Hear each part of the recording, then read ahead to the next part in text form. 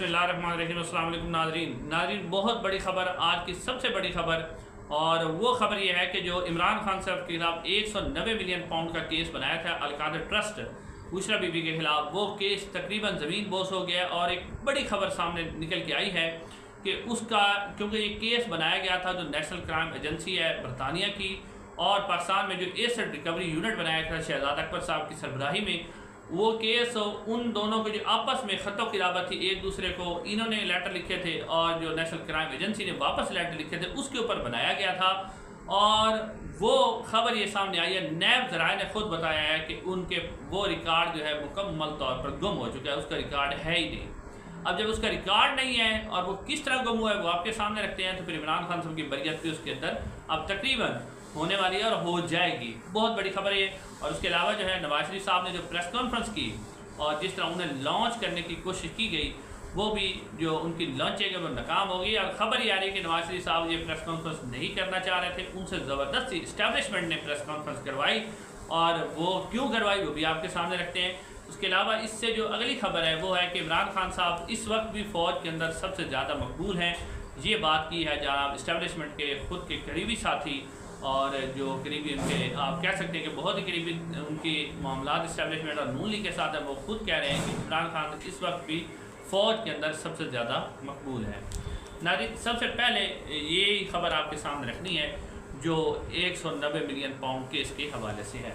नाज़रीन, 190 million pound जो है, इस केस को कहा गया कि बहुत बड़ा केस है, बहुत बड़ा केस है जी, बड़ा हवा बनाया गया और कहा जी बहुत बड़ी करप्शन हो गई है, और जी इसके ऊपर चीफ जस्टिस ऑफ पाकिस्तान भी रिमार्क्स देने लग पड़े और कहा गया कि जी बहुत बड़ा केस है। लेकिन अब मैं आपको बता रहा हूँ कि ये जितना हवा बताया गया है उसका जो रिकॉर्ड है, जब किसी केस का रिकॉर्ड ही नहीं होता तो केस कैसे बनेगा, और उसका रिकॉर्ड मुकम्मल तौर पर गुम हो चुका है, बिल्कुल नहीं है। और साथ ये कोई साफ़ी नहीं कह रहा, ना कोई और कह रहा है, बल्कि ये नैब ने खुद बताया कि उनका रिकॉर्ड गुम हो चुका है। वो तफसीलात मैं आपके सामने रखता हूँ। नाज़रीन, ये जो केस बना था नेशनल क्राइम एजेंसी जो इंग्लैंड की थी, बरतानिया की, उसकी और एसेट रिकवरी यूनिट जो पाकिस्तान के अंदर मौजूद था, उनके दरमियान ख़तों की दावत पर यह केस बना था।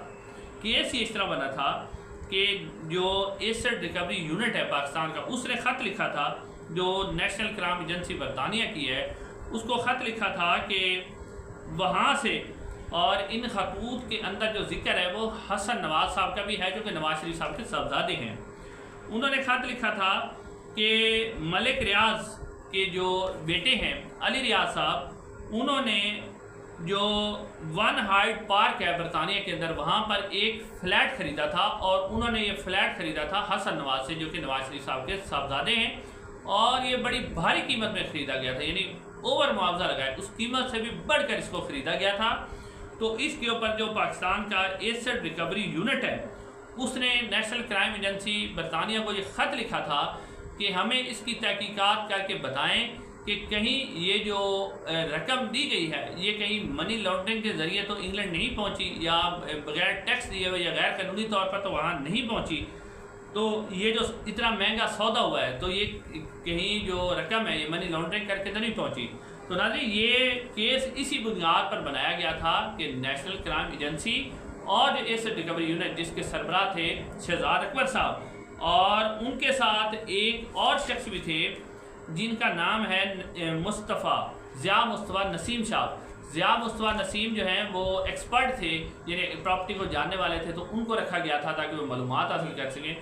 ये ज़िया मुस्तफ़ा नसीम, शहजाद अकबर और जो NCA नेशनल क्राइम एजेंसी थी, उनके दरमियान ख़तों की दावत के ऊपर ये मुकदमा बनाया गया था।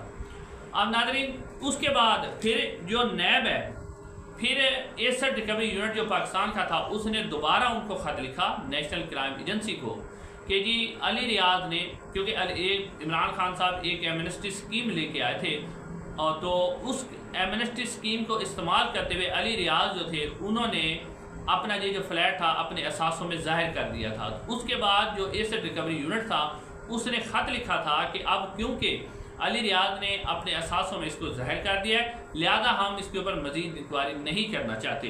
तो उसके ऊपर नैब ने ये केस बंद कर दिया था।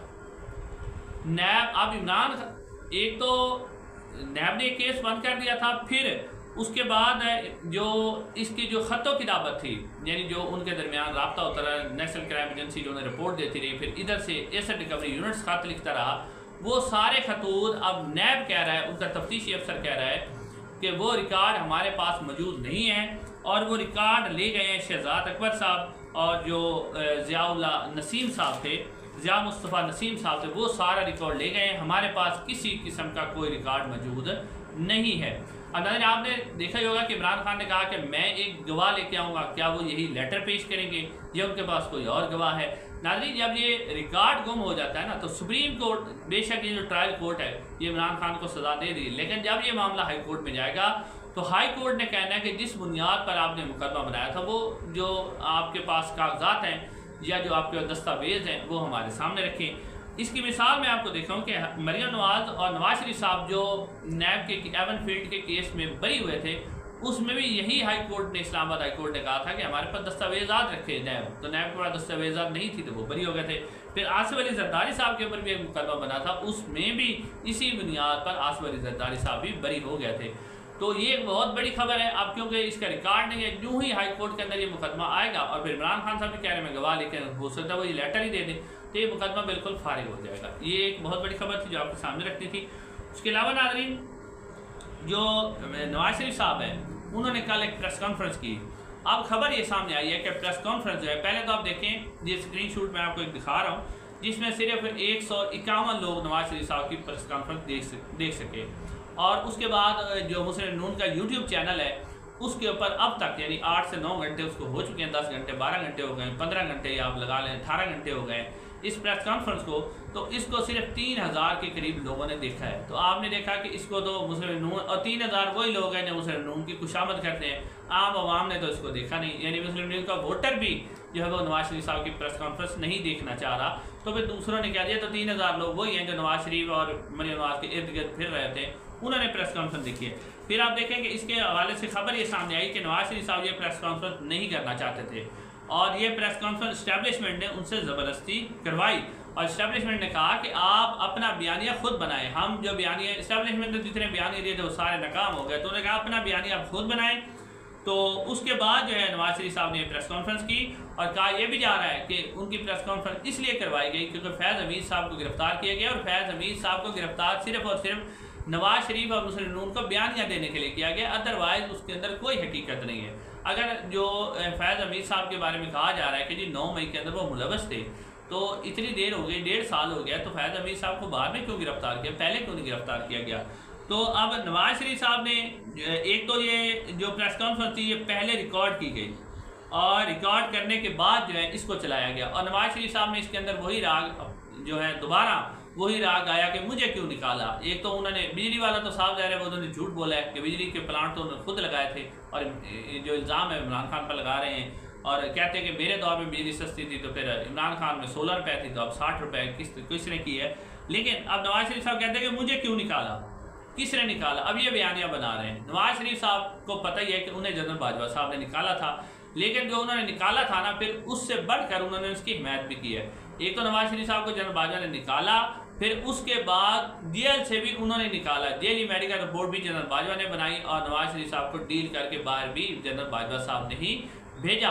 और फिर उसी इस्टेब्लिशमेंट में 17 सीटों के ऊपर नवाज शरीफ साहब को उन्होंने फॉर्म 47 पर उनके भाई को वज़ीर आज़म बनाया और उनकी बेटी को वज़ीर आला बनाया। सूद समेत नवाज शरीफ साहब को वापस की गई। और नवाज शरीफ साहब क्या चाहते हैं, बाकी नवाज शरीफ साहब अगर कहेंगे ना कि मैं बयानिया बना लूँगा, कभी भी बयानिया नहीं बने। बयानिया उनका तब बनेगा जब वो NA 130 डॉक्टर यास्मीन राशिद से अपनी शिकस्त तस्लीम करें, अवाम की राय का एहतराम करें, और ये जो बूट पॉलिश है उसको छोड़ेंगे तो अवाम उनको पूछेगी। वरना अब नवाज शरीफ साहब जो हैं कि लाश हैं जिसके अंदर जितनी मर्जी रूह फूंक ले वो कभी भी जिंदा नहीं होगी। अब नाज़रीन, उसके बाद जो इससे अगली खबर है वो है कि नजम सेठी साहब ने एक प्रोग्राम के अंदर कहा है कि जो इमरान खान साहब है वो अवाम के अंदर तो मकबूल हैं ही हैं, और वो कहते हैं कि 90% अवाम के अंदर इमरान खान साहब मकबूल हैं। और साथ साथ वो कहते हैं कि मैं पाक फौज के जितने भी अफसरान हैं उनकी फैमिली से जब मिलता हूँ तो उसके अंदर भी इमरान खान साहब बहुत ज़्यादा मकबूल है। वो कहते हैं उनकी मकबूलियत इंतहा को पहुँच चुकी है कि उनके जो इमरान खान साहब के फॉलोवर हैं वो फ़ौज के अंदर भी मौजूद है। नाज़रीन, इससे अगली खबर यह है कि हिलाल इम्तियाज़ दिया गया है अली हैदर गिलानी साहब को। जी हाँ, यूसुफ रज़ा गिलानी साहब के साहबजादे अली हैदर गिलानी साहब, अब उनको भी सदारती अवार्ड के लिए नामजद किया गया है। अब उनको भी सदारती अवार्ड दिया जाएगा। आपको पता ही है कि यूसुफ रज़ा गिलानी साहब इससे पहले सरकारी खर्चे पर अपने जो नवासे थे उनकी डिग्री कंप्लीट करने के लिए लंदन भी गए थे। तो अब उसके बाद उनके बेटे को हिलाल इम्तियाज़ दिया जा रहा है। और फिर आप यहाँ से अंदाज़ा कर लें कि उमर फारूक ज़हूर को दिया जा रहा है, जिन्होंने तोशा खाने की घड़ी का रोला डाला था। इधर जनाब सिकंदर सुल्तान राजा साहब की बीवी को दिया जा रहा है और अली हैदर गिलानी को दिया जा रहा है। तो आप यहाँ से अंदाज़ा करें कि हमारे यहाँ हिलाल इम्तियाज़ के लिए मुल्क की खिदमत करना ज़रूरी नहीं है, बल्कि जिनको मिला था अब वो भी बेचारे पता नहीं क्या सोच रहे होंगे, भाई हमें तो मिला था, हमने मुल्क की खिदमत की थी, इनको क्यों दिया जा रहा है ये भी अब आने वाला वक्त ही बताएगा।